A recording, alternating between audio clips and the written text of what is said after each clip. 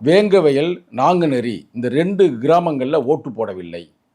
அது எனக்கு செய்தி வந்தது. அப்புறம் நான் இரவு மதுரையை சார்ந்த எவிடன்ஸ் கதிர் சமூக செயற்பாட்டாளர் அவர்கிட்ட நான் பேசினேன்.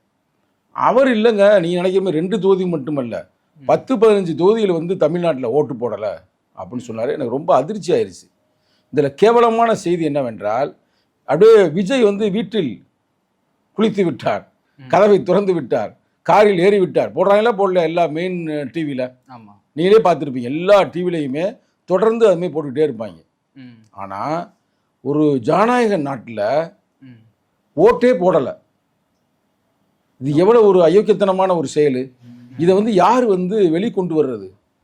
ஜனநாயகத்தின் 4 தூண்களில் ஒரு தூணுங்க பத்திரிக்கை, நம்ம இன்னைக்கு இருக்கிற மீடியா எல்லாமே 4வது தூண் ஜனநாயகத்தில்.